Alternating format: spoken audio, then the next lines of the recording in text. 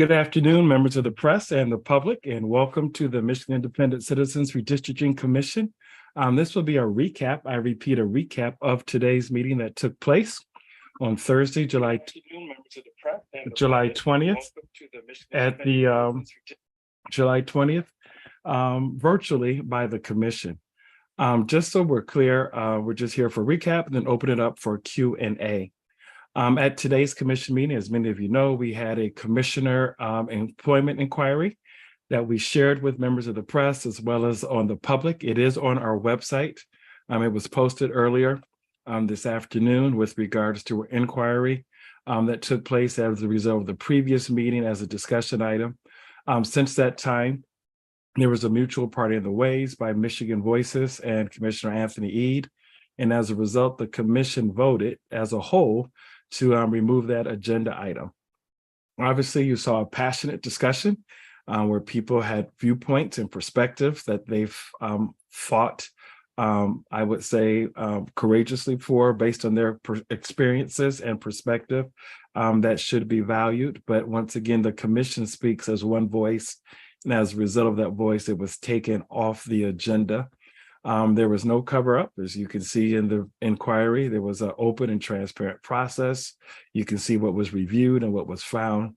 But like we said, at the end of the day, the two entities, Michigan Voices and Commissioner Eid, decidedly to mutually part, and the commission voted not, I repeat, not to have it on the agenda. So meetings like this, as you know, with the commission, everything we do is open and transparent. In my years of experience, whether it's been at local government, planning commissions, serving on 2 community college boards, what happened today is nothing different. When people are passionate, feel strongly about a topic, and want to argue their point of view, this is what happens. It's just that with the commission, all of our meetings, as you know, is done in open, and all of our things are captured in terms of people's feelings, emotions, perspectives on them. And that's what makes this process so unique and so real, is that you get to see the raw emotions of 13 people in terms of how they feel and how they argue and stress their points. So once again, nothing new, nothing unusual with regards to people's passion and how this commission works. But like I said, no different, whether it's local government. I've served in regional, 2 community college boards. These type of things happen. And it's good that they can be captured and have these frank discussions more openly in the commission than I've seen in any other body, not just here in the state of Michigan, but worldwide. You just do not see this type of openness. And so once again, just wanted to share that perspective with you and open it up for Q&A. Districting Commission, this will be a recap. I repeat.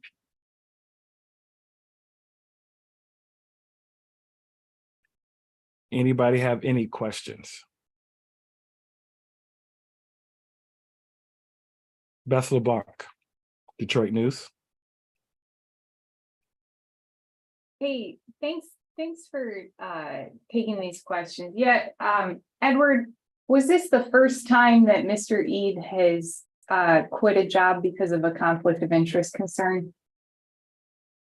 Mr. Eid mutually parted ways. I'm not sure why he did it, because it was never mentioned as a conflict of interest. He informed me in the email yesterday that there was a mutual parting of ways. There was no reference to the rationale or the reasons. So I would have to direct you to him. Okay, let me rephrase that. Was this the first time the commission brought up concerns about a job Mr. Eid took that presented a potential conflict of interest? I don't know if we had a formal discussion. I could be wrong. Commissioner Clark, Orton, or Lett, I'm not sure of a formal discussion with regards to a prior position. If you're referring specifically, Commissioner LeBlanc, to the American Pacific Islander, I think that was resolved quite quickly because they were a party to a lawsuit. It was, Beth, you're correct. There was another job he took, and that was with the API group, and he parted ways with them very, very quickly, and it never became an issue in the commission. So my point is, I don't think it was formally addressed. I think when people heard it and I think the question was raised, he proactively did it on his own. So that's, Correct. I don't recall formally addressing it either. Oh, Okay, I'm just confused because Edward, you said earlier, everything is transparent and out in the open with this commission, but I don't recall that APIA job coming out formally.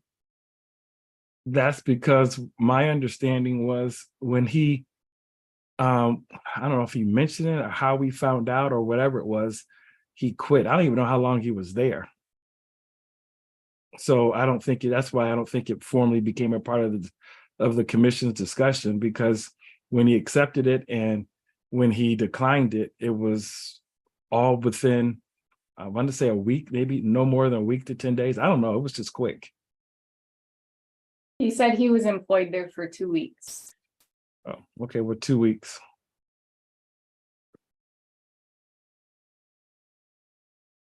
Any follow-up, Beth? Nope, thank you. Okay. Lauren, Bridge, Michigan. Yeah, thanks. I just had a quick clarification question. So did Commissioner Eid part ways with Michigan Voices before or after the commission's findings were made public or distributed to commissioners? I was informed that he parted ways yesterday. The findings, as you can see, is nothing there. I think went out Tuesday. But hold on, let me make sure I'm giving you accurate information.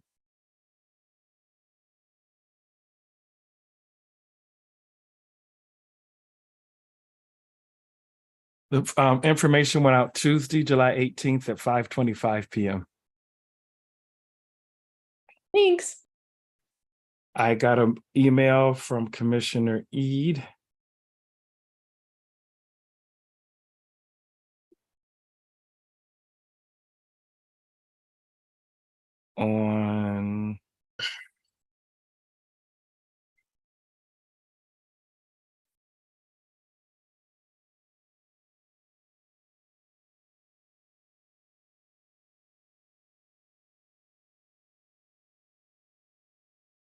On Wednesday at 11:14 a.m., informing me that they mutually parted ways.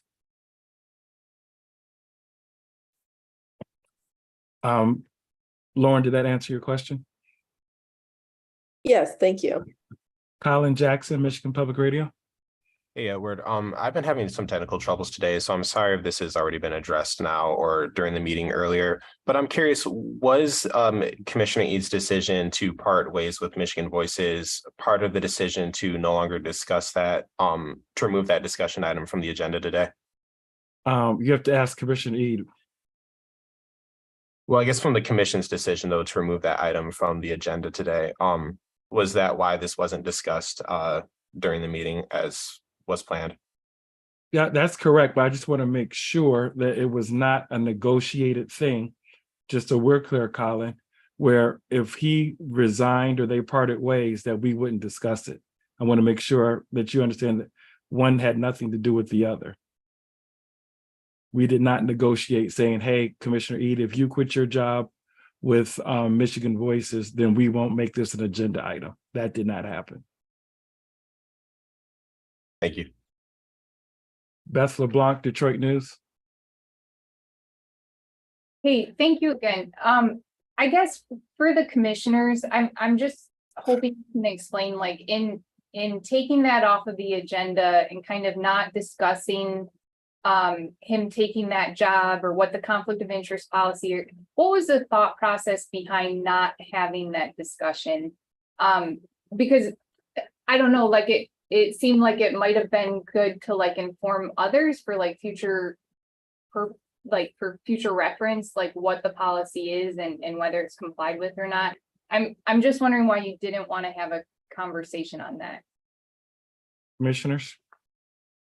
Well, we considered and quite frankly, Chairman Clark made the motion, and I don't know if he'd had conversation. I assume he had conversation with Edward. I don't know about Cynthia. He certainly didn't have any with me, but I considered it a very reasonable motion. The question was moot when Anthony removed himself from the employ of Michigan Voices. There was no longer, had there been a conflict of interest, and I will certainly say that I was on the side that there was not a conflict of interest. So there really wasn't a reason to discuss Anthony's case in particular, because there was no case. I understand your point saying, well, why don't we discuss it for future in case Anthony goes out and gets another job and it's a conflict, or Cynthia gets a job and it's a conflict. We have a conflict of interest policy that we feel is appropriate and can be read and understood by people of average intelligence. And we at least Chairman Clark, as well as the others who voted to take it off the agenda, felt that there was no need to do that. Yes, Steve's absolutely correct. There was no need after Anthony left that job in that company. So didn't see the need to move forward with it at all at that point. Beth, did I answer your question? Yes, thank you. Maggie George, MERS. Hi, thank you for putting together this press conference today. So I just got off the phone with Commissioner Zatella, and she was telling me, like she said in the meeting today, that just because the employment was resolved doesn't mean that the issue of violating the code of conduct was resolved. And she said that she was looking for a transparent conversation about why Commissioner E didn't file a disclosure of like the conflict of interest, a disclosure of the conflict of interest. So she kind of, after that meeting, she said she was a little bit more disturbed by how there wasn't a transparent conversation. So can you speak about that a little bit, like what the logic behind or what the reasoning was for taking that conversation offline, when she said that part of the reason that Commissioner Eads' relationship with Michigan Voices was even brought up was because of comments that were made during a previous open public meeting? Well, I can give you what I consider the meeting today and Commissioner Zatella's comments. If you watch the meeting, it is fairly clear that there is a certain level of animosity between Commissioner Zatella, Commissioner Lang, and a couple of other commissioners as it pertains to Anthony. The necessity of having a open, transparent conversation regarding conflict of interest and whether or not you should report, in my opinion, after this meeting today, had nothing to do with conflict of interest or reporting it, but had everything to do with people who have taken exception to what Anthony has done or has not done. If one presumes that I've gotten a job, that I'm doing whatever I'm doing, I'm working for Acme Development Company. If I look at that myself and I'm familiar with the conflict of interest policies and I don't see a conflict, there's nothing in that policy that says I got to report anything to anybody. And therefore, when we looked at it, Commissioner Clark, myself, and Executive Director Woods, we did not find that there was a conflict. Having found that, there wasn't anything that Anthony needed to report. He went a step further and removed himself from the job by mutual agreement with Michigan Voices. It's a shame, quite frankly, that Anthony has now lost a good paying job because of what should never have been brought up in the first place.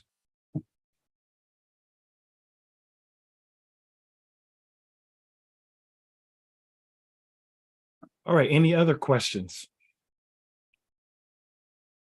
Dan Gonwer? Yeah, thank you for taking the questions. Commissioner Satella mentioned that a number of phone calls were placed to both her and Commissioner Lang. I believe she said that Edward, you placed a call, and Commissioner Clark that you placed a call as well.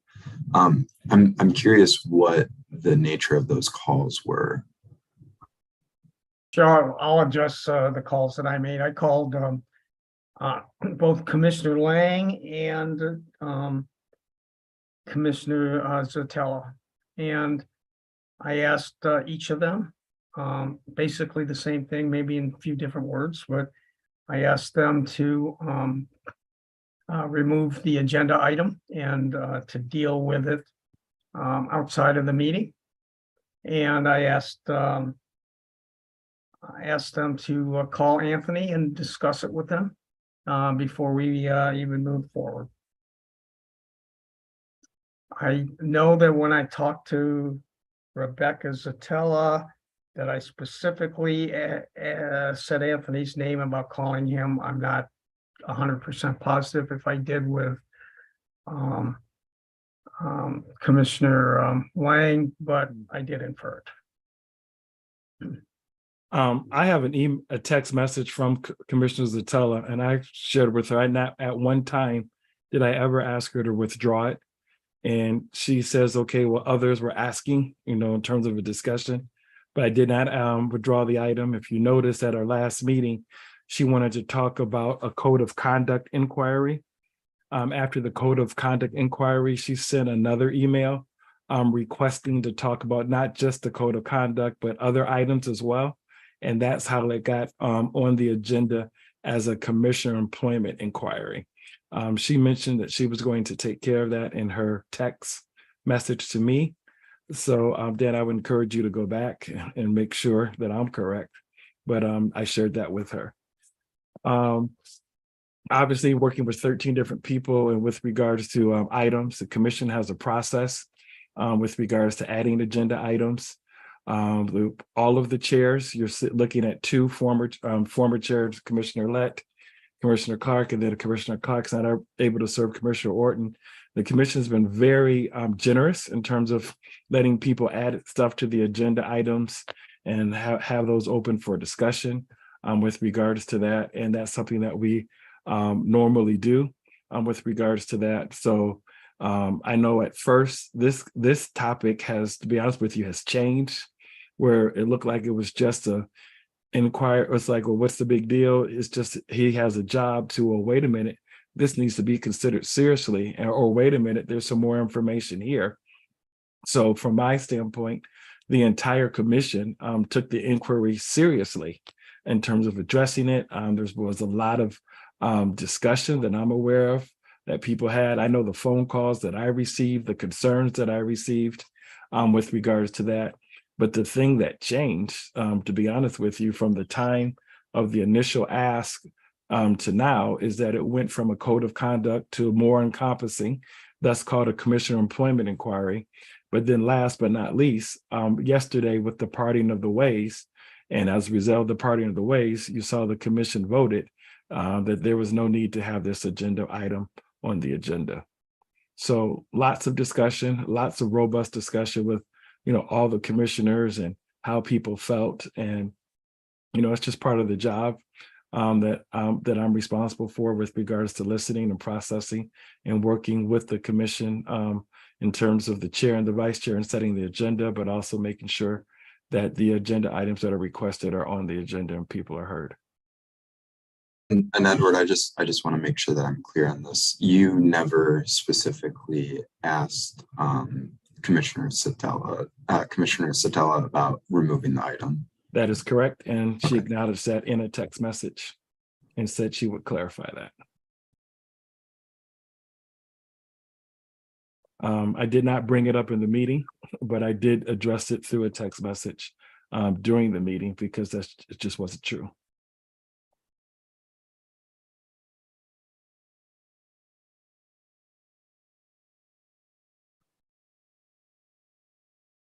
Any other questions? All right, ladies and gentlemen, thank you so much for your time. This has been the Michigan Independent Citizen Redistricting Commission recap of our July 20th meeting.